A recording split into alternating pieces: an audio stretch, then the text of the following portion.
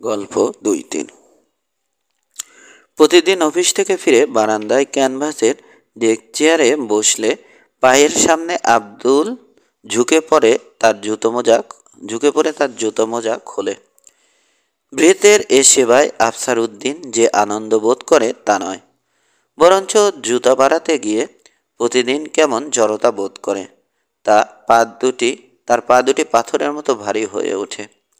সে আশা করেছিল নৃত্যকার এ সাহেবিয়ানা অনুষ্ঠানে ক্রমশ অভ্যস্ত হয়ে উঠবে, কিন্তু এখনো হয় নাই।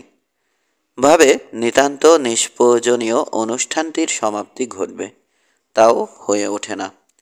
আজও চাকরটি তার পাথরের মতো ভারী পা দুটি থেকে প্রথমে জুতা খোলে, তারপর মোজা। অন্য দিনের মতো আজও আফসার উদ্দিনের দৃষ্টি পড়শির বাড়ির ছাদে নতুন করে চুন দেয়া সিঁড়িঘরে নিবদ্ধ হলেও তার সমগ্র সত্তা ব্যস্ত সমস্ত চাকরটি সম্বন্ধে সচেতন হয়ে থাকে। আব্দুলের তেল জবজবে চুলে যত্ন করে কাটা সিথি। চটপটে স্বল্পভাষী ছেলেটি নৃত্যকার এই অনুষ্ঠানে অসাধারণ কিছু দেখতে পায় বলে মনে হয় না, বরঞ্চ যেমন নিপুণভাবে সে কাজটি সম্পন্ন করে তাতে মনে হয় কাজটি করে সে তৃপ্তি বোধ করে, হয়তো গৌরবও।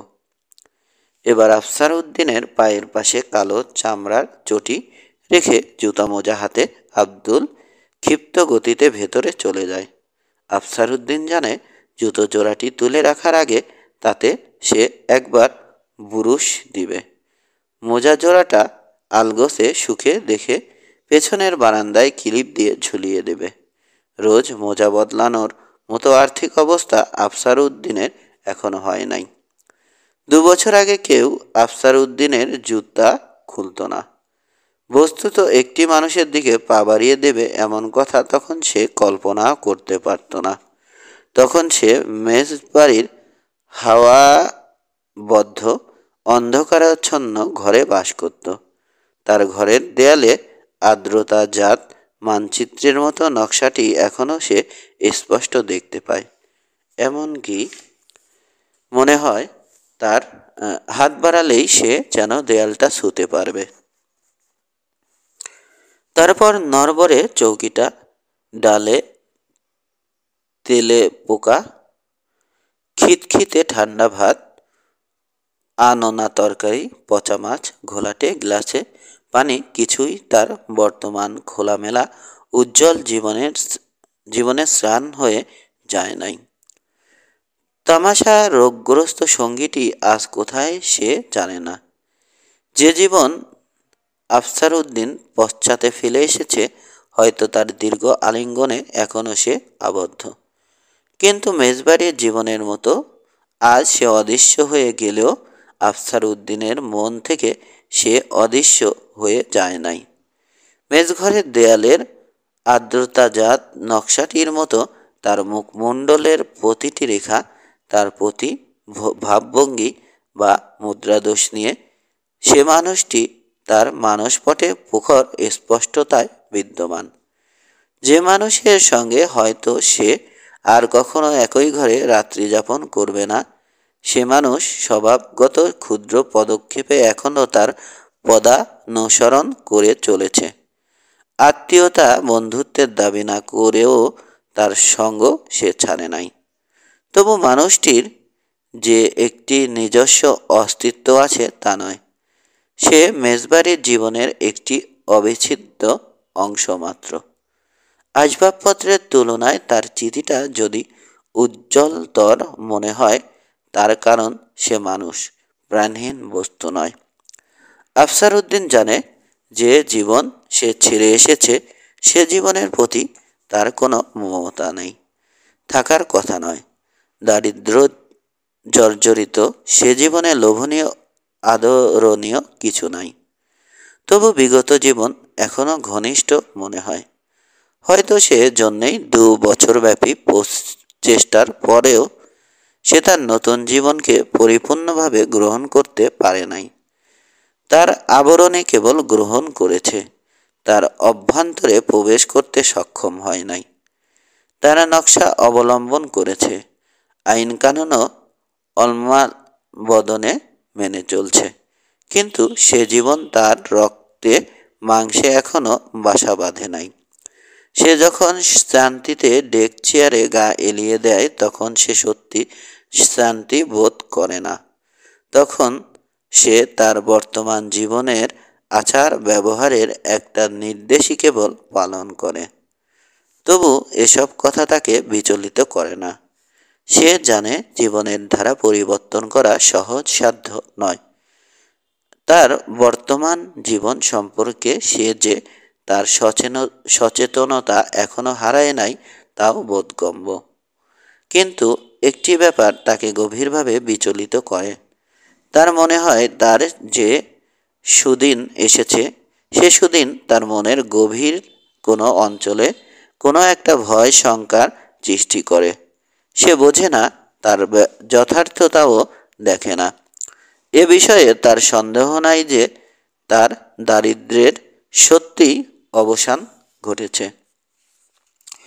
ভাগ্যবেশে এবং যোগ্যতা অধ্যাবসায়ের সাহায্যে যে জীবনে সে প্রবেশ করেছে, সে জীবন সমস্যা, উৎকণ্ঠা, উদ্বেগ শূন্য না হলেও তাতে আর্থিক অভাব, অনাটন, দুঃখ, কষ্টের ছায়া নেই। তবে সে অস্ফুট ভয় শঙ্কার কারণ কি? আফসার উদ্দিন লম্বা চওড়া লোক। এবার সে উঠে দাঁড়ালো। তারপর বারান্দায় দাঁড়িয়েই শার্ট গেঞ্জি খোলে। নিদারুণ গ্রীষ্মের দিনে যেমন রোজ হয়, তার গেঞ্জিটা ঘামে ভিজে একাকার। আব্দুল। সে গম্ভীর ভারিক্কি গলায় ডাকে। এ গলাও যেন তার নতুন জীবনের নকশা মাফিক।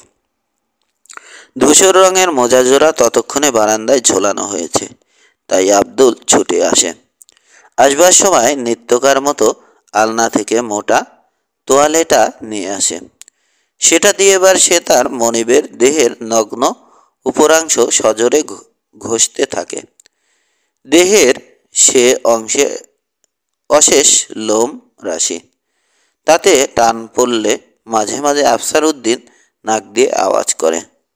দেহ শুকালে সে চাদরের দিকে না তাকিয়ে প্রশ্ন করে, বিবি সাহেব উঠেছেন? জি না। আফসার উদ্দিন গোসলখানার দিকে রওনা হয়। বারান্দা অতিক্রম করবার সময় শূন্য আকাশে অকস্মাৎ মেঘের আবির্ভাবের মতো তার মনে একটা ছায়া জেগে ওঠে। তার মনে হয় তার স্ত্রী হাসিনাই যেন তার সে অস্ফুট ভয় শঙ্কা এবং তার বর্তমান জীবন সম্পর্কে সচেতনতার কারণ। দুই জীবনের মধ্যে যে ফুল, সে ফুলের মধ্যখানে হাত বাড়িয়ে পথরুদ্ধ করে দাঁড়িয়ে তার স্ত্রী। এমন কথা কখনো সে ভাবে নাই, তাই সে কয়েক মুহূর্ত থমকে দাঁড়িয়ে থাকে। আফসার উদ্দিনের শ্বশুর আরশাদ আলী এবং তার মরহুম ওয়ালেদ আরবাব আলী উভয়ই উচ্চপদস্থ চাকুরে ছিলেন। অবশ্য চাকরির কথা তাদের জন্য একটি বড় কথা নয়। তাদের বংশ পূর্ববঙ্গে সুপরিচিত খানদানি বংশ। সে খানদানি আবার অর্থ সম্পদে পোস্তাবন্দী। যে অর্থ সম্পদ ইদানিং চা বাগান, কলকারখানায় টাকা খাটানোর ফলে বিশেষভাবে বৃদ্ধি লাভই করেছে। আরশাদ আলী সাহেবের কখনো আর্থিক দৈন্য না থাকলেও জীবনের বিশেষ ক্ষেত্রে তিনি সুখী হতে পারেন নাই। সেক্ষেত্রে তার পারিবারিক জীবন, তার স্ত্রী মরিয়ম খানম নিজেরই খালাতো বোন। বঙ্গদেশে খানদানি মুসলমানদের মধ্যে পারিবারিক বিবাহটা অত্যন্ত সাধারণ। তারা ঘনিষ্ঠ আত্মীয় বলেই হোক বা মরিয়ম খানমের মেজাজ অতিশয় রুক্ষ ধরনের বলেই হোক, তাদের মধ্যে কখনো বনিবনা হয় নাই। তাদের একমাত্র ছেলেটির মৃত্যু ঘটলে মরিয়ম সাহেবা আলাদা হয়ে গিয়ে তার বাপের বাড়িতে বাস করতে লাগলেন। আরশাদ আলী তখনও চাকরিতে নিযুক্ত বলে তার মফস্বল ভ্রমণ শেষ হয় নাই। তাসবাজি করে কালোয়াতি গানের আসর বসিয়ে এবং শিকার পিকনিক করেও যখন তার জীবনের নিঃসঙ্গতা কাটল না, তখন তার মরুভূমির মতো জীবনে একটি মরুদ্যান সৃষ্টির প্রয়াসে তিনি 6 বছরের মেয়ে হাসিনাকে তার কর্মস্থলে নিয়ে যান। বলা বাহুল্য, এ বিষয়ে মরিয়ম খানমের মতো পাওয়া সহজ হয় নাই, তাকে অনেক সাধনা করতে হয়। ফিরতে পথে ট্রেনের নির্জন কামরায় বসে কতক্ষণ তিনি মেয়ের দিকে নীরবে তাকিয়ে থাকেন। তারপর একটা অকস্মাৎ উদ্বেলিত চিহ্নে তার চোখ ছলছল করে ওঠে। নিজেকে সংযত করে তিনি বলেন, জানালা দিয়ে মুখ বাড়িয়ে বসতে নাই, ইঞ্জিনের ছাই চোখে এসে পড়তে পারে। মেয়েটি নড়ে না, তার কথা শোনে বলেও মনে হয় না। একটু অপেক্ষা করে সজোরে কেশে তিনি বলেন, এখানে আয়। ইঙ্গিতে তার পাশে একটি স্থান তিনি দেখান। মেয়েটি জানালায় থুতনি রেখে তেমনি বসে থাকে, নড়ে না, উত্তর দেয় না। তবে তিনি লক্ষ্য করেন 6 বছরের মেয়েটির চোখে কেমন একটা ভাব যেন, একটু উদ্ধত ভাব, কিসের ধারও তাতে। আরশাদ আলী এবার একটা বই খুলে পড়তে শুরু করেন। হাসিনা জানালাতে মুখ রেখেই ঘুমিয়ে পড়ে। হাসিনা তার সঙ্গে বেশি দিন থাকে নাই।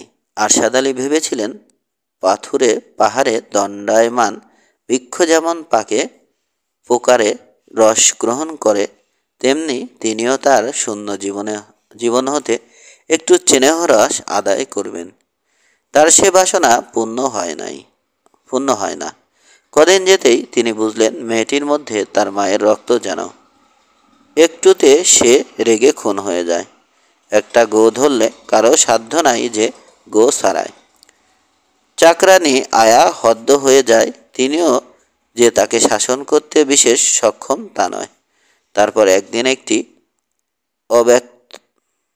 অব্যক্তব্য কারণে হাসিনা সকাল থেকে মাটিতে গড়াগড়ি দিয়ে উৎকট কান্না শুরু করে। সন্তুষ্ট হয়ে আয়া তাকে আফিসে খবর দেয়। তিনি ছুটে আসেন। অসুখ বিসুখ হয়েছে ভয় করে ডাক্তার ডাকেন। রূপকথার বাদশাহের মতো মেয়েকে সমগ্র রাজ্য প্রতিজ্ঞা করেন, কিন্তু কিছুতেই হাসিনার কান্না ধরে না। গভীর রাত পর্যন্ত সে থেকে থেকে কাঁদতেই থাকে। পরদিনই মেয়েকে নিয়ে ট্রেন ধরেন। গন্তব্যস্থলে পৌঁছলে তার স্ত্রী মরিয়ম খানমের মুখে বিজয়িনীর ধারালো হাসি জেগে ওঠে। সে হাসি উপেক্ষা করে আরশাদ আলী বলেন, আমার অনেক কাজ, হাসিনাকে দেখার সময় হয় না। মরিয়ম খানম একটা অবিশ্বাসের আওয়াজ করেন। তারপর ক্ষিপ্ত গতিতে মাথায় কাপড় তুলে মেয়েকে প্রশ্ন করেন, এত রোগা হয়েছিস কেন? তোর বাপ তোকে খেতে দেয়নি? আরশাদ মেয়ের উত্তরের জন্যে সামান্য উৎকণ্ঠার সঙ্গে অপেক্ষা করেন। আশা করেন মেয়েটি তার অশেষ আদর যত্নের কথা বলবে। কিন্তু এ সময় একটা কথা তার মনে পড়ায়, সে হঠাৎ একটা নাচন দিয়ে ঘর থেকে ছুটে বেরিয়ে যায়। হয়তো প্রশ্নটির উত্তর দিতে চায় না সে। একটু নীরব থেকে আরশাদ আলী নিম্ন গলায় বলেন, মায়ের মেজাজ পেয়েছে মেয়ে, সব মায়েরই দোষ, বলে মরিয়ম খানম আবার গোমটা টানেন। দোষ জারি হোক, আশা করি বড় হলে তার স্বভাব বদলাবে। মরিয়ম খানম অত্যাশ্চর্য ধৈর্যের পরিচয় দেন। অনুত্তেজিত কণ্ঠে কেবল বলেন, আপনার ট্রেন কটায়? স্বামী সহসা উত্তর দেন না। মনে হয় তার মুখে একটা ছায়া নাবে। তারপর ঈষৎ চমকে উঠে বলেন, 5:30টায়।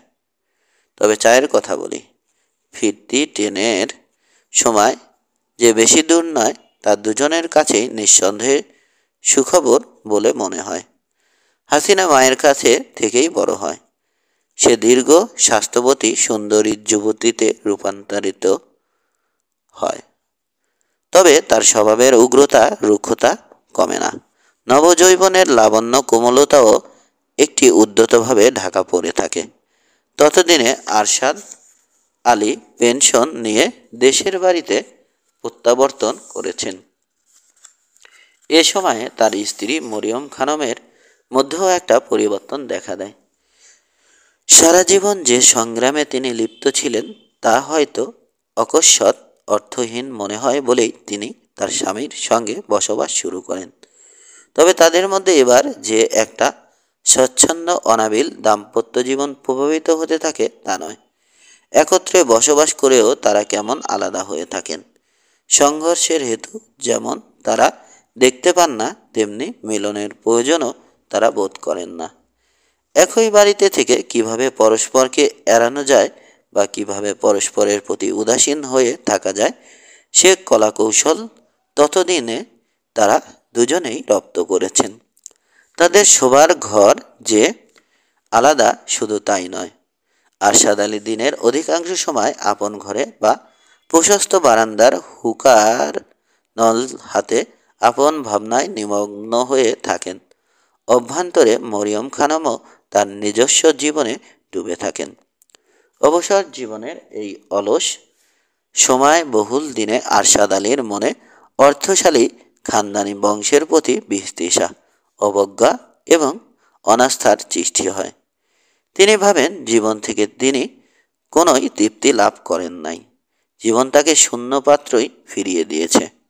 তার জন্যে তিনি তার পরিবারকেই কাঠগড়ায় দাঁড় করান। তার এই দীর্ঘ বিশ্বাস হয় যে যাদের জীবন সংগ্রামের কোনো অভিজ্ঞতা নাই, প্রভূত অর্থসম্পদ আয়েশ বিলাসের সুযোগ থাকা সত্ত্বেও তারা অন্তঃসার শূন্য। যারা মনুষ্যত্ব বিবর্জিত, জীবনের সুধা পান করা তাদের পক্ষে সম্ভব নয়। এ সময়ে নানা খানদান পরিবার থেকে হাসিনার স্বাদের প্রস্তাব আসতে থাকে। তার পরিবার সম্বন্ধে নতুন ধারণায় বদ্ধমূল হয়ে সে প্রস্তাবে কান না দিয়ে আরশাদ আলী অন্য কোথাও হাসিনার জন্য দুলা খুঁজতে লাগলেন। অবশেষে তিনি একদিন আফসার উদ্দিনকে আবিষ্কার করেন।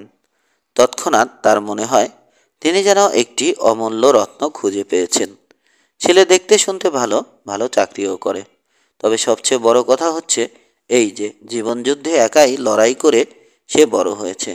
শত বাধা বিপত্তি ঠেলে সে মাথা তুলে দাঁড়িয়েছে। জীবনের মর্ম যদি কেউ বুঝে থাকে তা এমন মানুষই বোঝে, এবং তাদের সামনেই জীবন তার গুপ্তদ্বার উন্মুক্ত করে। অনতিবিলম্বে তিনি স্থির করেন আফসার উদ্দিনের হাতেই হাসিনাকে সমর্পণ করবেন। বলা বাহুল্য মরিয়ম খানম এ বিয়েতে তার মত দেন নাই। তবে তিনি যতই বিরোধিতা করেন ততই আরশাদ আলীর সংকল্প বজ্র কঠিন হয়। বিরোধিতা বাকবিতণ্ডে হয়রান হয়ে মরিয়ম খানম অবশেষে নীরব হলে তার নীরবতাকে সম্মতি বলে গ্রহণ করে আরশাদ আলী শীঘ্র তার সংকল্পকে কার্যে রূপান্তরিত করেন। বিয়ের দুদিন পরে আরশাদ আলী নতুন জামাইকে ডেকে পাঠান। আতরের সুগন্ধ ছড়িয়ে যুবক তার পাশে একটি চেয়ারে বসলে তিনি অনেকক্ষণ নীরব হয়ে থাকেন। মনে হয় যে কথা তিনি বলবার জন্যে তাকে ডেকে পাঠিয়েছেন তার বলার অনেক কিছুই আছে, কিন্তু সবটা বলা সম্ভব নয়। কি বলবেন তিনি? অবশেষে গলা সাফ করে তিনি বললেন, হাসিনার সম্বন্ধে একটা কথা তোমাকে বলা কর্তব্য। উৎসুক্ষ না দেখিয়ে ধীর স্থির দৃষ্টিতে নতুন জামাই শ্বশুরের দিকে তাকিয়ে থাকে। আমার মেয়েটি আদরের মধ্যে বড় হয়েছে। স্নেহ মমতা বা অর্থের কোনোই অভাব সে কখনো বোধ করে নাই। তাই জীবন সম্বন্ধে তার কোনো ধারণা নাই। সে কথাটা মনে রেখো। নতুন জামাই চলে গেলে আরশাদ আলী ভাবেন তিনি পৈতৃক কর্তব্য সম্পূর্ণ করেছেন। তিনি অসীম তৃপ্তি বোধ করেন। জামাইকে যা তিনি বলেছেন তা অতিশয় সংক্ষিপ্ত হলেও তার সন্দেহ থাকে না যে তার মর্ম আফসার উদ্দিন বুঝবে। বাইরে সান্ধ্য হাওয়া জেগেছে। পেছনের বারান্দায় দড়িতে ধূসর রঙের মোজাজোড়া সে হাওয়ায় দোলে। গোসলের পর হাওয়াটি অতি স্নিগ্ধ মধুর মনে হয়। নিমিলিত চোখে ডেক চেয়ারে হেলান দিয়ে বসে আফসার উদ্দিন ভাবে,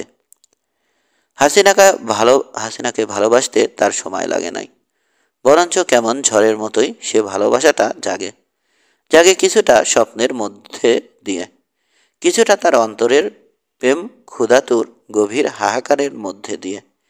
তার মনে হয় সে যেন অকস্মাৎ একটি বিস্ময়কর সুন্দর জগৎ আবিষ্কার করেছে।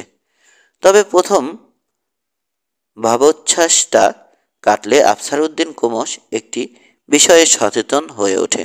সে বুঝতে পারে সে ভাবোচ্ছ্বাসটা পৃথিবীগ্রাসী মনে হয়েছিল যে ভাবোচ্ছ্বাসটা পৃথিবীগ্রাসী মনে হয়েছিল আসলে তা তারই মধ্যে সীমাবদ্ধ।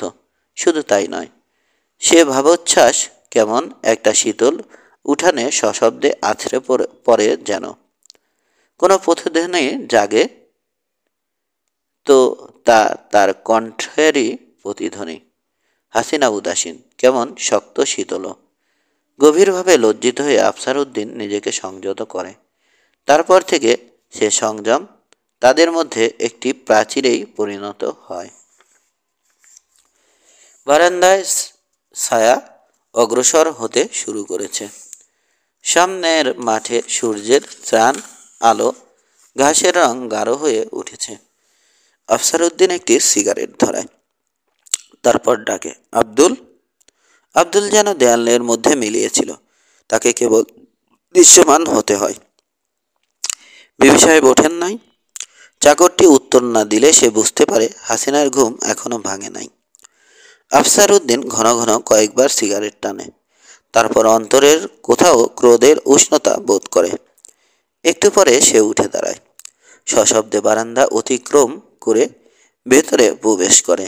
হয়তো আশা করে যে তার পায়ের শব্দেই হাসিনা জেগে উঠবে, তাকে তুলতে হবে না। খাটের সামনে পৌঁছে একটু ইতস্তত করে সে দাঁড়িয়ে পড়ে। হাসিনার চুল বালিশে বিছানায় ছড়িয়ে আছে। গভীর ঘুমে আচ্ছন্ন তার মুখের তৃতীয় অংশ বালিশে ডুবে আছে। যে অংশটি দেখা যায় সে অংশে তার স্বাভাবিক উগ্রতাটি চোখে পড়ে না। শুরুতে বন্ধু বান্ধবের বাড়িতে হাসিনার উগ্রতার বিষয়ে সে কেমন একটা গর্বই বোধ করত। হাসিনাকে ডাকতে হয়। কত ঘুমাবে? সন্ধ্যা উতরে গেল, চা খাবে না? প্রথমে হাসিনার মধ্যে কোনো সাড়া দেখা যায় না, কিন্তু একটু পরে তার চোখে যেন একটু কম্পন জাগে। পর মুহূর্তে হঠাৎ সোজা হয়ে উপরের দিকে মুখ ফিরিয়ে সে চোখ খোলে। আফসারউদ্দিন আশা করে হাসিনা একবার তার দিকে তাকাবে, কিন্তু তার দৃষ্টি তুলে রাখা মশারির উপরই নিবিদ্ধ থাকে। তার চোখে একটু অসন্তুষ্টির ভাব। কেবল রাত দিন ঘুমাও কথাটি বলে বিরক্তির শব্দ করে পূর্ববৎ সশব্দে আফসারউদ্দিন বেরিয়ে যায়। বারান্দায় পৌঁছে হেঁকে বলে, চা দাও। অদৃশ্য আব্দুল চা আনতে যায়। চা পানের সময় আর চোখে একবার হাসিনার ভাবভঙ্গি দেখে আফসারউদ্দিন সকালের সংবাদপত্রের সম্পাদকীয়তে মনোনিবেশ করে। চা পান শেষ হলে ভেতরে গিয়ে মোকাসিন জুতা পরে নেয়। বারান্দায় আবার বেরিয়ে হাসিনার দিকে না তাকিয়েই প্রশ্ন করে, ক্লাবে যাবে? না, শরীরটা কেমন মেজমেজ করছে। অত ঘুমালে করবে না? হাসিনা উত্তর দেয় না। আফসারউদ্দিন অবশ্য কোনো উত্তর আশা করে নাই। এবার সে একাকী ক্লাবের দিকে রওনা হয়। মফস্বল শহরের ক্লাব, সেখানে তাসের চেয়ে আড্ডাই বেশি জমে। আজ আফসারউদ্দিন কথা বলার কোনো ইচ্ছা বোধ করে না বলে তিনজন তাসবাজি সভ্য পেয়ে খুশি হয়। বাইরে কেমন মেঘ করে উঠেছে, সেভাবে তাসটা আজ জমবে। মাসের শুরু বলে পকেটে টাকার থলেটাও মন্দ ভারী নয়। কচিত কখনো আফসারউদ্দিন একাকী তাস খেলে বটে, তবে বেশি রাত করে না। আজ তার ব্যতিক্রম হয়। আজ তাসে তার নেশা ধরে। এক সময় উঠবে বলে মনস্থির করলেও শেষ পর্যন্ত ওঠা হয় না, কারণ আকাশ ভেঙে মুষলধারে বৃষ্টি নামে। যখন বৃষ্টি ধরে তখন তারা নতুন রাবারে মশগুল। অনেক রাতে খেলা শেষ করে অন্ধকারাচ্ছন্ন কর্দমাক্ত পিচ্ছিল পথে টর্চের আলো ফেলে আফসারউদ্দিন অবশেষে যখন ঘরমুখো হয়, তখন সহসা একটি প্রশ্ন তার মনে জাগে। সে কি এত রাত পর্যন্ত খেলার নেশাতেই এমন মত্ত হয়েছিল? প্রশ্নটি ঘাটিয়ে দেখবার সাহস হয় না বলে তার উত্তর সে পায় না। পিচ্ছিল পথে সে মনোনিবেশ করে। ক্লাবে 2 দফা চা কাটলেট হয়েছে। তাই অন্ধকারের মধ্যে থেকে ছায়ার মতো আব্দুল দেখা দিল। সে না খেয়ে কাপড় বদলে সন্তর্পণে মশারি তুলে বিছানায় প্রবেশ করে। ঘরের কোণে মৃদুভাবে একটি লণ্ঠন জ্বলে। তার স্তিমিত আলোয় সে একবার হাসিনার দিকে তাকায়। তার মুখ সে দেখতে পায় না, কিন্তু অন্য দিনের মতো তার চুল আজ বালিশ বিছানায় ছড়িয়ে নেই। মনে হয় সে যেন ঘুমিয়ে নাই। ঘুমিয়ে থাকলেও সবেমাত্র ঘুমিয়ে পড়েছে। সে কি আফসার উদ্দিনের জন্য অপেক্ষা করেছিল? অবশ্য প্রশ্নটি মনে জাগতেই সে বোঝে তা সত্য হতে পারে না। তবু একটা আশা তার মনের প্রান্তে ভাষা ভাষাভাবে জেগে থাকে। আশাটা ভেঙে চুরমার হতে বেশি দেরি হয় না। শীঘ্র নীরব ঘরে হাসিনার কণ্ঠ শোনা যায়। তার মুখ থেকে যে শব্দগুলি বের হয় সে শব্দগুলি পাথরের মতো ভারী, পাথরের মতো স্বয়ং সম্পূর্ণ। সে বলে, আমার ঘুম নিয়ে কথা বলেন, তা আমার ভালো লাগে না। আফসার উদ্দিন সহসা উত্তর দেয় না। প্রথমে সে মনের নীরবতার মধ্যে অস্পষ্ট আশাটি কাছের পাত্রের মতো ভেঙে পড়তে শোনে। তারপর হয়তো এক খণ্ড কাছের ধারালো অংশে খোঁচা লাগলে সে একটু আহতও হয়। একটু পরে সে বলে, কেন বলি তা তুমি জানো? হাসিনা এবার কোনো উত্তর দেয় না। আফসার উদ্দিন বোঝে সে যে উক্তিটা করে তার মর্ম হাসিনা ভালো করে বোঝে বলেই নীরব হয়ে থাকা সমীচীন মনে করে। বস্তুত হাসিনা এইসব কথার ফাঁকে কখনো ধরা পড়তে চায় না। কলহের অবকাশ নাই তাদের এই নিরালম্ব দাম্পত্য জীবনে। হাসিনা উত্তর দিবে না জেনেও আফসার উদ্দিন অপেক্ষা করে। নীরবতা অখণ্ড থাকলে তার অন্তরে একটা ক্রোধের সঞ্চার হয়। পাশে সামান্য শব্দ হয়। হাসিনার হাতের চুড়িতে ঝংকার ওঠে। তার দিকে না তাকিয়েও আফসার উদ্দিন বুঝতে পারে হাসিনা একটু নড়ে চড়ে একটা আরামদায়ক অবস্থান আবিষ্কার করে নিদ্রার জন্যে তৈরি হচ্ছে। নিঃসন্দেহে কয়েক মুহূর্তের মধ্যেই সে নিদ্রাতিভূত হয়ে পড়বে। তার মনে ক্রোধ জাগলেও সে ক্রোধ তার ঘুমের পথে বাধা সৃষ্টি করে না। সে ক্রোধের পশ্চাতে পারস্পরিক দ্বন্দ্ব বা মান অভিমান নাই। তাই তার নিদ্রা সম্পর্কে আফসার উদ্দিনের উক্তিটি তার মনে ক্রোধের সৃষ্টি করলেও সংকোচ আনে না। অকস্মাৎ আফসার উদ্দিন মনস্থির করে, হাসিনা ঘুমিয়ে পড়ার আগেই আজ তাকে কিছু কথা মন খুলে বলবে। কতদিন আর তাদের দাম্পত্য জীবনের এই প্রহসন চলবে? এক সময়ে আফসার উদ্দিন বিশ্বাস করত সম্পূর্ণভাবে অপরিচিত নন-নারীর মধ্যে বিয়ের পর একটু প্রেম ভালোবাসার সঞ্চার না হওয়াটা প্রকৃতির রীতিবিরুদ্ধ। আজ তার সে বিশ্বাস আর অবিচল নয়। তার প্রতি যে হাসিনার মনে স্নেহ মমতা ভালোবাসার উদয় হবে সে আশা নেহাতই ক্ষীণ হয়ে উঠেছে। তার ভাবাবেগ হাসিনার মনে কোনো রেখাপাত করে নাই। ভবিষ্যতে যে করবে সে কথায় আর ভরসা পায় না। আফসার উদ্দিনের মনেও হাসিনার প্রতি ভাবাবেগে ভাটি পড়েছে। তার স্নেহ মমতার উৎস কেমন শুকিয়ে উঠেছে। হয়তো শীঘ্র এমন একদিন আসবে যখন সে উৎস সম্পূর্ণভাবে শুকিয়ে যাবে।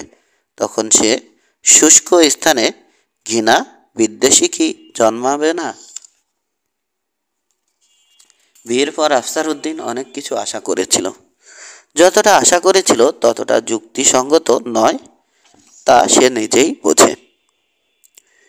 সে আশায় রঙিন কল্পনার বিন্যাস ছিল।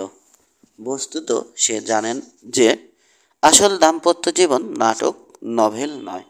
সে জীবন কেবল ভাব প্রবণতার উপরে গড়া যায় না। আদর্শ দাম্পত্য প্রেম অতিশয় গুরুতর ব্যাপার। সেখানে রঙ্গরস বা প্রকাশ্যে ভাবোচ্ছ্বাসের স্থান তো নাই। সে সব সত্যিকার দাম্পত্য প্রেমের মর্যাদাহানিও করে। কিন্তু তাদের দাম্পত্য জীবনে না এসেছে একটু রঙ্গরসের ছিটেফোঁটা, না পড়েছে প্রেমের বন্ধন গ্রন্থি। তাদের এই দাম্পত্য জীবনের অভ্যন্তরে কিছু নাই, সেখানে ক্ষুদ্রতম বীজও পড়ে নাই যে কেউ এ আশা পোষণ করতে পারে একদিন সে বীজ ফুল ফলে সমৃদ্ধ ছায়াশীতল বৃক্ষে রূপান্তরিত হবে। এসব কথা আফসার উদ্দিনের মনে ক্রমশ একটি গভীর নিরাশার সৃষ্টি করে। তবে যে কথা তাকে সবচেয়ে বেশি বিচলিত করে সে কথা এই, কেন তার প্রতি হাসিনার মনে সামান্য স্নেহ মমতার আভাসও দেখা দেয় নাই।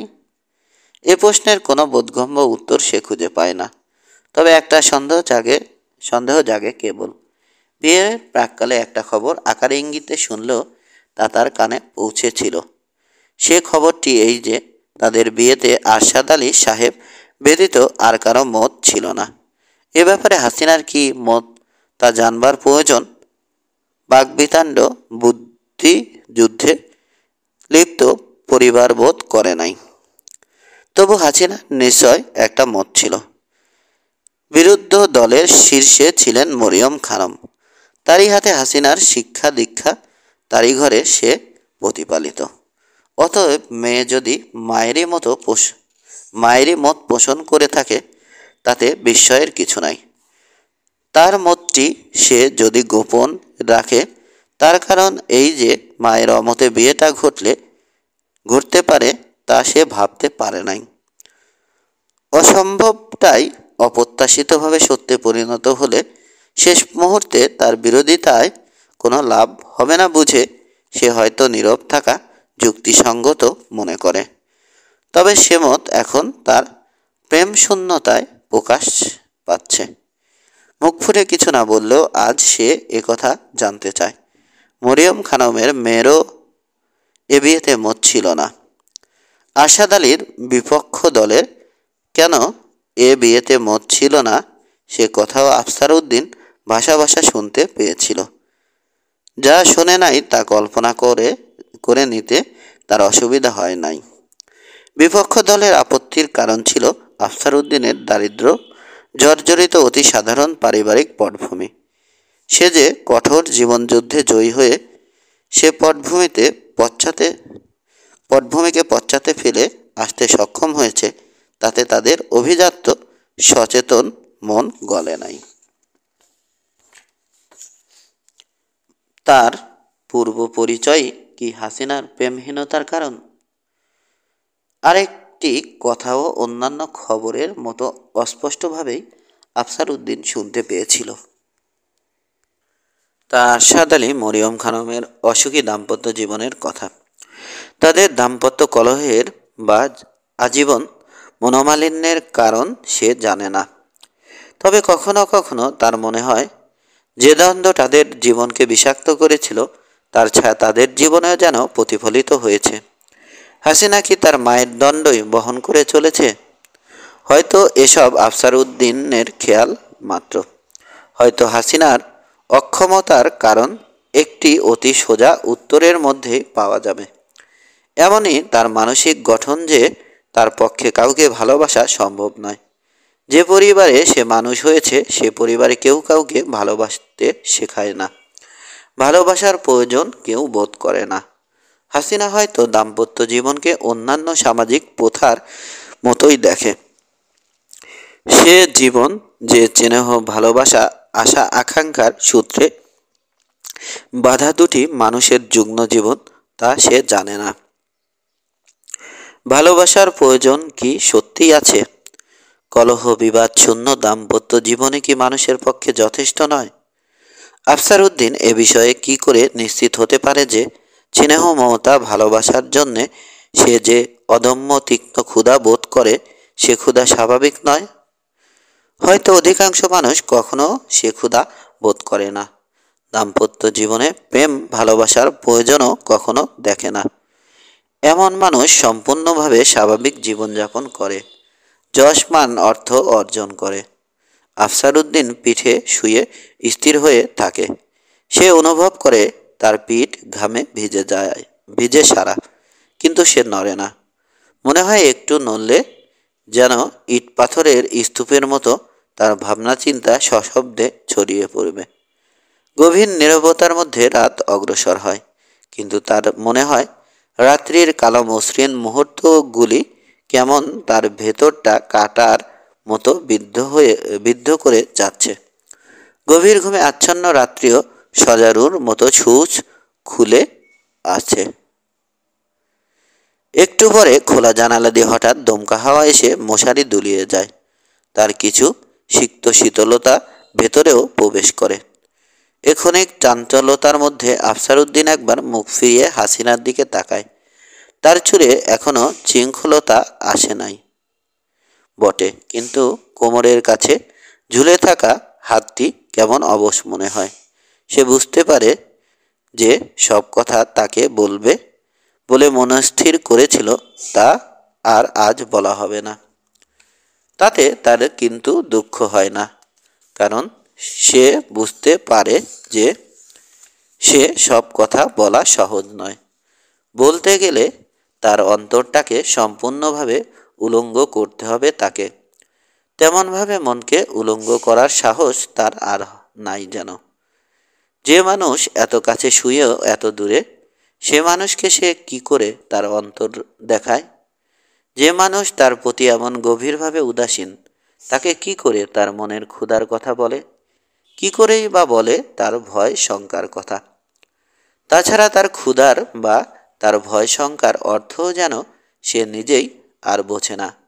বুঝতে হলে স্নেহ মমতা সমবেদনার প্রয়োজন আছে। তারপর এক সময়ে কালো রাত্রির অন্ধকার তার অন্তরে প্রবেশ করে। জাগ্রতের সচেতনতা স্বপ্নের সঙ্গে মিশে যায়। বিছানার উষ্ণতা, পিঠের তলে ঘাম, ঘরের হাওয়া শূন্যতা সে অনুভব করে। তবু মনে স্বপ্নের বিচরণ শুরু হয়। বাস্তব যখন অবাস্তবে মিলিয়ে যায়, তখন মনের গুপ্ত হাহাকারও নির্বাধায় নিরাবরণে চলাচল শুরু করে। সে মুহূর্তকে তার বড় ভয়, তবু তাকে এড়াতে সে পারে না। সে কি ঘুমিয়ে? সে কথা সে জানে না। সারা দেহ অবশ হয়ে থাকে। তবু চিন্তা চোতে মনের দুই কুল ভেসে যায়। সমস্ত সংযম ভেঙে পাশে শায়িতা হাসিনাকে আর দেখতে পায় না বটে, তবু হাসিনা তারই চতুর্দিকে ছড়িয়ে যেন। তার কালো চুল রাশি, তার লাবণ্যময় অঙ্গ প্রত্যঙ্গ, দীর্ঘকায় সৌন্দর্য, তার দুর্লভ ক্ষীণ মাধুর্যময় হাসি, সবই সে একই সময় দেখতে পায়, অনুভব করতে সক্ষম হয়। হাসিনা তার দিকে বিশেষভাবে না তাকালেও তার দৃষ্টি পাথরের মতো নিষ্প্রাণ নিরাসক্ত নয়। তারপর কালো রাত্রির বন্যা আরও দুর্বার হয়ে ওঠে। তার অশান্ত প্রবাহ মুখর হয়ে ওঠে সহস্র ভাষায়। তারপর সে বন্য মাদকতা আনে, ক্ষমাও আনে। বন্য অবশেষে নিঃশেষ হলে কেবল একটি সজল ক্ষমাই ভেসে থাকে আফসার উদ্দিনের বিহ্বল মনে। ক্ষমা ছাড়া মানুষের পক্ষে কি বাঁচা সম্ভব? শীঘ্র আফসার উদ্দিনের একটি হাত নক্ষত্রের মতো ছিটকে পড়ে। তারপর সে হাত অধীরভাবে আরেকটি হাতের সন্ধান করে। কালো রাত্রির বন্য থেমেছে, কিন্তু মনের নির্মুক্ত হাহাকার অদম্যভাবে প্রবল হয়ে উঠেছে। এখন সে হাসিনাকে দেখতে পায়। হাসিনার চোখে নতুন দৃষ্টি। সে চোখে আর বিদ্রুপ নাই। আফসার উদ্দিনের মনে যে ক্ষুধা, সে ক্ষুধার প্রতি আর বিদ্রুপ নাই। যে অন্ধকারে কালো রাত্রির জন্ম হয়, যেখানে তার দুর্বার বন্যার সৃষ্টি হয়, সে ক্ষুধাটির জন্ম হয় বলে কেউ তাকে বিদ্রুপ করতে পারে না। তাছাড়া হাসিনার চোখেও ক্ষমা। ক্ষমা ছাড়া মানুষ কি করে বাঁচে? হাসিনার চুলের স্নিগ্ধ মধুর গন্ধে তার নাসারন্ধ ভরে যায়।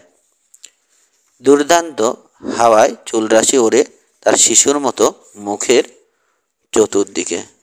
তার মুখেও নির্মল সৌরভ। দূরে শত সহস্র তারা ঝকঝক করে। আফসার উদ্দিনের কঠোর জীবনযুদ্ধ, তার প্রশংসনীয় অধ্যাবসায়, তার দুঃখ কষ্ট, অকথ্য শ্রম, ক্লান্ত এবং অবশেষে তার কৃতিত্বময় জয় সাফল্য কিছুই অর্থহীন নয়। সে সব মরীচিকার মতো শুষ্ক মরুভূমিতে অর্থহীনতায় পর্যবসিত হয় নাই। তার ভয় শঙ্কার কারণ নেহাতি ভিত্তিহীন। কালো রাত্রি আবার বন্য হয়ে আসে। কিন্তু এবার সে বন্য ঝর্ণার মধুর কলতানের মতো শোনায়। অশ্রুর অশ্রুর মতো স্নিগ্ধ সজল মনে হয়। হাসিনা জানে সার্থকতার চেয়েও যা মানুষ প্রাণপণে কামনা করে তা বাঁচবার পথ। মানুষ বাঁচতে চায় কেবল, সে বড় নিঃসঙ্গ এবং নিঃসঙ্গতায় মানুষ বাঁচতে পারে না। অদম্য আশা নিয়ে মানুষ যে নিঃসঙ্গতার বিরুদ্ধে সংগ্রাম করে, সে সংগ্রামে পরাজিত হলে তারপর তার আর কিছু থাকে না। যখন সে ভাবে পার্থিব বিষয়, সম্পত্তি, অবস্থান, প্রতিপত্তির জন্যে সে সংগ্রাম করছে, তখন বস্তুত তার উদ্দেশ্য কেবল পথহীন সীমাহীন নিঃসঙ্গতার হাত হতে মুক্তি পাওয়া। হাসিনার সুন্দর মুখ সহস্র তারার মতো ঝকমক করে। সে মুখের দিকে তাকাতে আর সংকোচ হয় না আফসার উদ্দিনের। তারপর গভীর অন্ধকার থেকে একটা কণ্ঠ জাগে। প্রথমে আফসার উদ্দিন কিছু চমকিত হয়। সে চোখ খুলে মশারির উপরের দিকে দৃষ্টি নিক্ষেপ করে। সেখানে জাল নেই বলে অস্বচ্ছ কাপড়ে তার দৃষ্টি থেমে যায়। ঘরে হাওয়া নাই। গভীর রাত পূর্ববৎ স্তব্ধ হয়ে আছে। কেবল দূরে কোথাও একটা রাত পাখি বিষণ্ণ কণ্ঠে ডাকে। সে বুঝতে পারে তার চোখের নিদ্রার লেশমাত্র নাই। তার মনটাও একটা অকস্মাৎ আঘাতে সম্পূর্ণভাবে সজাগ হয়ে উঠেছে। ততক্ষণে হাসিনা আবার পাশ ফিরে শুয়েছে। সে যে বিছানা ত্যাগ করে নাই সেটাই আশ্চর্য মনে হয়। গ্রীষ্ম রাতের উষ্ণতা সম্পর্কে রুক্ষ কণ্ঠে মন্তব্য করে ঝটকা দিয়ে সে তার হাত ছাড়িয়ে নিয়েছিল। তার রাতের বুকে যে অদৃশ্য ঢেউ জেগেছিল, সে ঢেউ এখনও যেন মিলিয়ে যায় নাই। বড় গরম বই কি, আপন মনে হাসিনার মন্তব্যের পুনরুক্তি করে আফসার উদ্দিন, কিন্তু কথাটা অস্বীকার করতে পারে না। এবার প্রগাঢ় নিস্তব্ধতার মধ্যে ঘরের কোণে টেবিলের উপর স্থাপিত ঘড়িটির টিকটিক আওয়াজটা কানে আসে। দূরে রাত পাখিটি ডেকেই চলে। আফসার উদ্দিন বোঝে সে ঘুমিয়ে পড়েছিল। তবু রাত্রির কালো বন্যার কথা স্মরণ হয় তার। সেটি অসত্য নয়। হয়তো ঘুমটা ছিল মনের এক প্রকারের কৌশল আচ্ছাদন। হাসিনার কাছে সে ঘুমের দোহাই দেবে কি না, তা যেন পাপ স্বীকৃতির মতোই শোনাবে। অবশেষে আফসার উদ্দিন কিছুই বলে না, বরঞ্চ দেহপ্রাণে সে নিথর হয়ে থাকে। ভিতরে কোথাও লজ্জা, অনুশোচনা এবং ক্রোধের একটি মিশ্রিত অনুভূতি তাকে নিপীড়িত করে। তারপর সে অপ্রীতিকর অনুভূতিও একটি বিচিত্র কাঠিন্যে জমে যায়। পরদিন সকালে ঘুম ভাঙলে আফসার উদ্দিন জানালা দিয়ে তাকিয়ে দেখে আকাশে স্তরের পর স্তর মেঘ জমে আছে। মশারির জালের মধ্য দিয়ে সে মেঘ সম্বার বেদনা ভরা চিতির মতো মনে হয়। তবু তা যেন অতি দূরে, এত দূরে যে তার দিকে নৈবত্তিক দৃষ্টিতে তাকানো যায়। আজ ঘুম ভাঙতে দেরি হয়েছে জেনেও সে বিছানায় শুয়ে জানালা দিয়ে অনেকক্ষণ তাকিয়ে থাকে। ক্রমশ তার চোখে সব কিছু কেমন অবাস্তব হয়ে ওঠে। মনের অতলে যে কাঠিন্য এখনও সে বোধ করে, সে কাঠিন্য ভারশূন্য হয়ে পড়ে। মনে হয় শুধু তার দাম্পত্য জীবনই নয়, সমগ্র জীবনই নিরলম্ব হয়ে উঠেছে। হাসিনা আজ সকালেই শয্যা ত্যাগ করেছে। আফসার উদ্দিনকে খুশি করার জন্যেই যে হাসিনা আজ সকালে উঠেছে, সে কথা সে অন্যদিন ভাবতে পারত, আজ আর পারে না। বস্তুত বিছানার পাশে শূন্যতাটি আজ তাকে স্পর্শ করে না। তাদের মধ্যে শেষ সূত্রটি যখন ছিন্ন হয়েছে, তখন হাসিনার উপস্থিতি অনুপস্থিতি, তার কার্যকলাপ, ভাব অনুভূতির আর কোনো অর্থ নাই। বিশেষ কলহ বিবাদ ছাড়া, বাগবিতণ্ড প্রকাশ্য মনোমালিন্য ছাড়া অতি নিঃশব্দে সে সূত্রটি ছিন্ন হয়েছে। হাসিনা একটু পরে ভেজা চুল পিঠে ছড়িয়ে শোবার ঘরে প্রবেশ করে। তার পায়ের আওয়াজ শোনে আফসার উদ্দিন, কিন্তু তার দিকে তাকায় না। হাসিনা পুরনো আমলের একটি ক্ষুদ্র ড্রেসিং টেবিলের সামনে চুল আঁচড়াতে বসে। মেঘের মতোই তাকে অতি দূর মনে হয়। না ধরতে গেলে কিছুই হয় নাই। না ধরতে গেলে কিছুই হয় নাই। তবু নিঃসন্দেহে সর্বশেষ সূত্রটি কাটা পড়েছে। হাসিনার চরম উদাসীনতার কারণ জানবার কোনো কৌতূহলও সে আর বোধ করে না। মশারি সরিয়ে উঠে দ্রুত পদে আফসারউদ্দিন পিছনের ছায়া শীতল বারান্দায় বেতের চেয়ারে বসে। আব্দুল শীঘ্র এক পেয়ালা চা নিয়ে এসে তার সামনে একটি নড়বড়ে রংচটা গোল বেতের টেবিলে রাখে। তাতে এক চুমুক দিয়ে সে নিম্ন গলায় বলে, আজ দুপুরে ট্যুরে যাব। সফরে যাবে তা বারান্দায় এসে বসবার পরেই হঠাৎ সে স্থির করে। হঠাৎ কোথাও যাবার তাগিদ বোধ করে সে। বর্ষার পর নেয়ামতগঞ্জের বাঁধের মেরামতের কাজটা শুরু করতে হবে। ভেবেছিল 2 সপ্তাহের মধ্যে যাবে। আজই গেলে ক্ষতি কি? উপরওয়ালার কাছে একটা তার পাঠিয়ে দিলেই চলবে। মোনার মাকে বলে দিও রাতে এসে থাকতে। পেছনে দাঁড়িয়ে থাকা আব্দুলকে আবার বলে, সে যখন সফরে যায় তখন মোনার মা তাদের শোবার ঘরের পাশে ছোট ঘরটিতে রাত্রিবাস করে। অনেক বেলা হয়েছে। এবার ক্ষিপ্ত গতিতে উঠে আফসারউদ্দিন গোসলখানার দিকে রওনা হয়। স্বামী স্ত্রী একসাথে সকালের নাস্তা খায়। আজও চোখাচোখি হয় না। সে কথা আফসারউদ্দিনের আজ খেয়াল হয় না। উঠবার আগে সে নিম্ন গলায় বলে, আজ দুপুরে ট্যুরে যাচ্ছি। আব্দুল মোনার মাকে খবর দেবে। কদিনের জন্যে সে যাচ্ছে তা হাসিনা জিজ্ঞাসা করে না। নিজে থেকেই আফসারউদ্দিন বলে, পরশু ফিরব।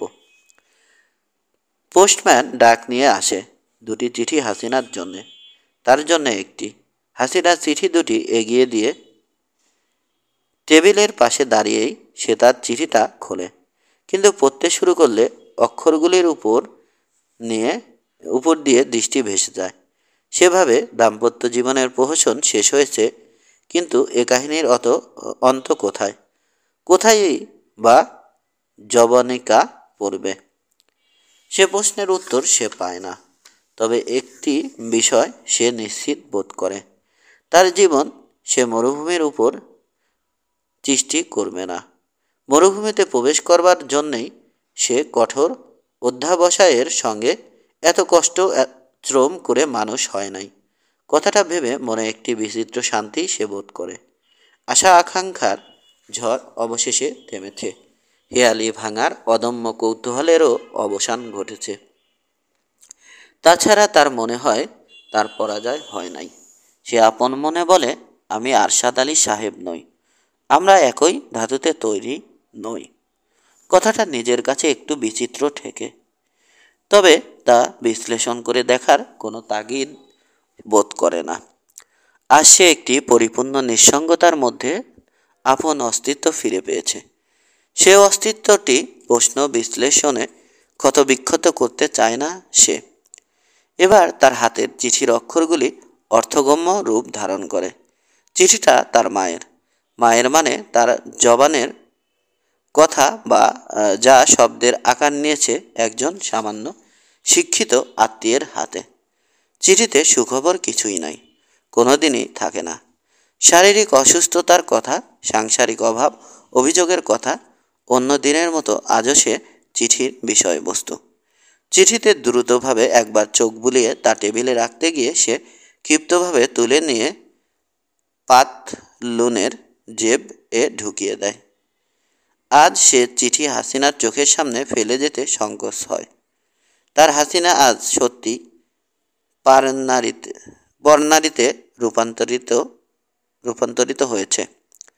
দুপুরে টিফিন ক্যারিয়ারে করে অফিসের খাবার আসে। বেডিং সুটকেস সোজা স্টেশনে যায়। অফিস থেকেই গাড়ি ধরতে যায় আফসারউদ্দিন।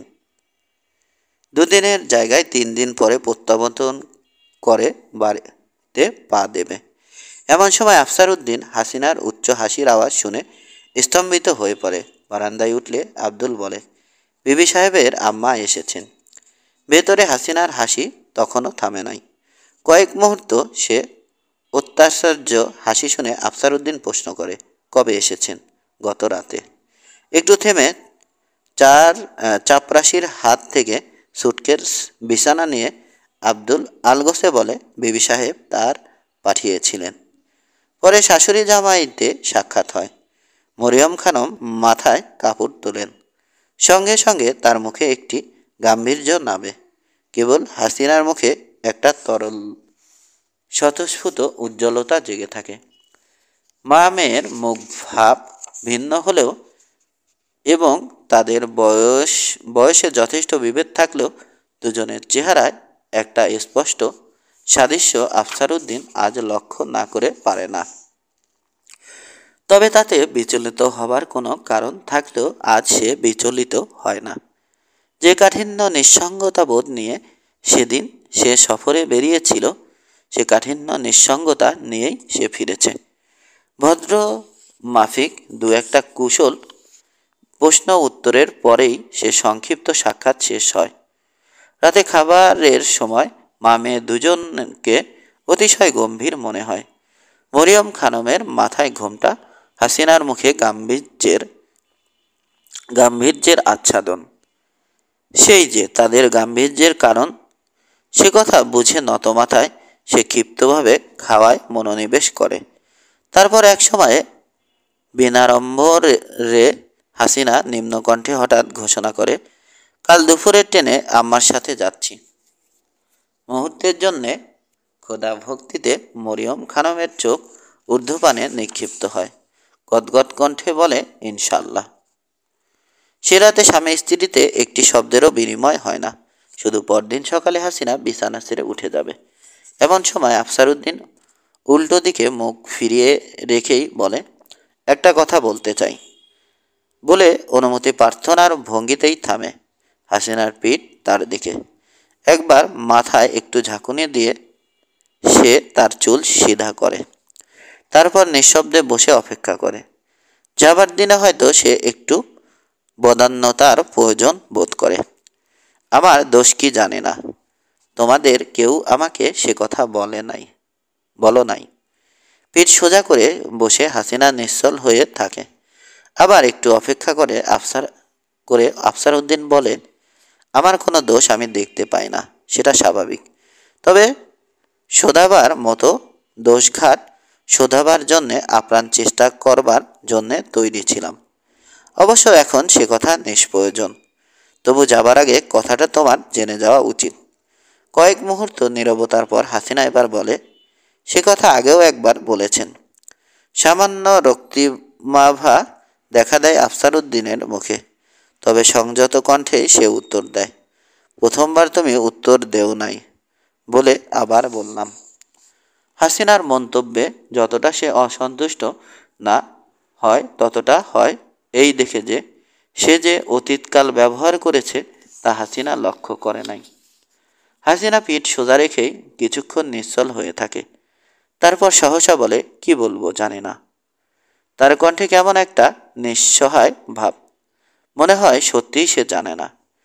কি রহস্যময় আদেশ নির্দেশে তাদের চিন্তাধারা কার্যকলাপ পরিচালিত হয় তা সে জানে না। এবার আফসার উদ্দিন নীরব হয়ে থাকলে একটু অপেক্ষা করে হাসিনা উঠে চলে যায় অন্য ঘরে। সে ঘরে মরিয়ম খানম তখন জায়নামাজে বসে অজিফা পড়ায় মগ্ন। দুপুরের ট্রেনে নিত্য ভিড় হয়। গাড়ি প্ল্যাটফর্ম লোকারণ্য। তবে প্রথম ট্রেনের সামনে একটু ফাঁকা ফাঁকা ভাব। সামনে দিয়ে আসা যাওয়া আছে, কিন্তু আফসার উদ্দিন ব্যতীত দাঁড়িয়ে নেই কেউ। দরজার পাশে আড়াআড়িভাবে দাঁড়িয়ে কড়া রৌদ্রের জন্যে ভ্রুকুটি করে তাকিয়ে সে মানুষের সন্তস্ত চলাচল দেখে। তার কানটা সজাগ হয়ে থাকে তৃতীয় ঘন্টার জন্যে। প্রথম শ্রেণীতে জানালার দিকে পিঠ দিয়ে মা ও মেয়ে বসে। হাসিনার পরনে উজ্জ্বল লাল শাড়ি। মরিয়ম খানমের দেহ কালো বোরখায় আবৃত। কেবল তার মুখটি উন্মুক্ত। সে মুখ দিনের আলোয় রক্তহীন, ফ্যাকাশে এবং ভাবশূন্য দেখায়। আর চোখে আফসার উদ্দিন একবার হাসিনার দিকে তাকায়। তার মুখের পার্শ্ব দিকটাই কেবল নজরে পড়ে। মায়ের মুখের মতো তার মুখও ভাবশূন্য। তবে দুপুরবেলার উজ্জ্বল সূর্যলোক তার লাবণ্যময় ত্বকে প্রতিফলিত হয় বলে ভাবশূন্যতা তত চোখে পড়ে না। ট্রেন এখনো ছাড়েনি, তবু মনে হয় ইতিমধ্যে অতি দূরে কোথাও তারা পৌঁছে গেছে। হঠাৎ আফসারউদ্দিনের মন বিস্ময়ে ভরে ওঠে। কোথায় যাচ্ছে মরিয়ম খানম এবং হাসিনা? কি বা তাদের জীবনের লক্ষ্যস্থান? কোথায় বা তাদের আশা আকাঙ্ক্ষার মণিমুক্তা লুকিয়ে? দৃষ্টি সরিয়ে নিয়ে আফসারউদ্দিন আবার লোক চলাচল দেখে। জনস্রোতের উপর যখন তার দৃষ্টি নিবদ্ধ, তখন সহসা একটি অপ্রত্যাশিত বিষয়ে সে সচেতন হয়ে ওঠে। মরিয়ম খানমের পাশে বসেই হাসিনা হঠাৎ কেমন চঞ্চল হয়ে উঠেছে এবং তার নিরাসক্ত মুখে ভীষণ দণ্ডের উপস্থিত হয়েছে। ক্রমশ সে চাঞ্চল্য এবং দণ্ড বৃদ্ধি পেতে থাকে। তার কি মত বদলেছে? সে কি ট্রেন থেকে নেমে আসবে?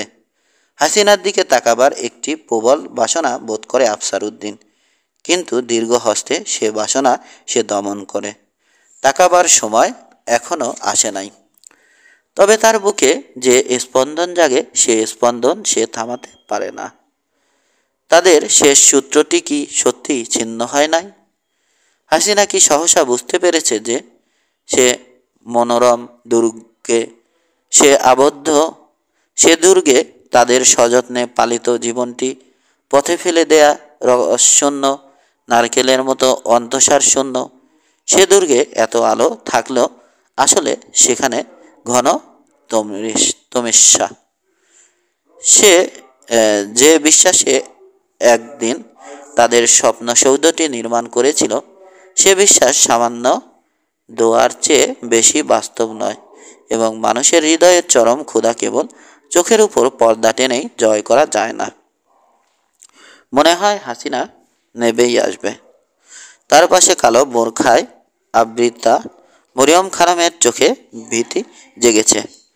তার নিশ্চয়তার ভাব খণ্ড বিখণ্ড হয়ে পড়েছে, কিন্তু হাসিনার চোখ তার দিকে নেই। সে নেবেই আসবে। আফসারউদ্দিনের বুকের স্পন্দন আরও দ্রুত হয়ে ওঠে। হাসিনা নেবে এসে তার সামনে দাঁড়ালে সে কি করবে? যখন দেখবে হাসিনার সে মুখ আর সে মুখ নাই, সে চোখ আর সে চোখ নাই, তখন তাকে সে কি বলবে? সে জানে না। ভাববার সময় কোথায়? হঠাৎ মনে যে ঝড় উঠেছে, সে ঝড় সব কিছু শুকনো পাতার মতো উড়ে গিয়ে নিশ্চিহ্ন হয়ে গেছে। তবে সে আসছে, আসুক। 3 ধাপ সিঁড়ি, তারপর কালো কঙ্কর ছড়ানো প্ল্যাটফর্ম। সেখানেই নতুন জীবনের সূত্রপাত হবে। তারপর 3য় ঘন্টা পরে গার্ডের সুতীক্ষ্ণ বাঁশিও কাছাকাছি কোথাও শোনা যায়। বিস্মিত হয়ে আফসারউদ্দিন তাকায় ট্রেনের জানালার দিকে। ট্রেন তখন চলতে শুরু করেছে। তারপরে কেমন একটা ঘূর্ণিবর্তের মধ্যেই একটি লাল শাড়ি ঝলমল করে ওঠে। একটা মুখ ভেসে ওঠে। সে মুখ তার দিকে তাকায়। বোধ হয় ভাবশূন্যতার মধ্যে নীরস ভদ্রতার একটা ক্ষীণ হাসি জাগে। তারপর হয়তো মরিয়ম খানমের কালো বোরকা ভেসে ওঠে। সেখানেও একটি মুখ ফিরে তাকায়। ঘূর্ণিবর্ত পুচ্ছ নাচায়। প্ল্যাটফর্মের শেষে রেলপথ হঠাৎ ডান দিকে মোড় নেয়। সে বাঁকে ট্রেন শীঘ্র অদৃশ্য হয়ে গেলেও আফসারউদ্দিন যেখানে দাঁড়িয়েছিল সেখানেই দাঁড়িয়ে থাকে নিস্পন্দ ভাবে। তার মুখে যেন ঘামের চোট বইছে। তার চোখের সামনে লাল ও কালো রঙের ঢেউ তখনও থামে নাই। অবশেষে আফসারউদ্দিন সুস্থির হলে এবার শান্ত পরিচ্ছন্নতার মধ্যে সে সুস্পষ্টভাবে একটি মুখ দেখতে পায়। সে মুখ হাসিনার নয়, মরিয়ম খানমেরও নয়। সে মুখ আরশাদ আলী সাহেবের। তার বয়স ক্লান্ত মুখে যেন গভীর পরাজয়ের ছায়া। সমাপ্ত।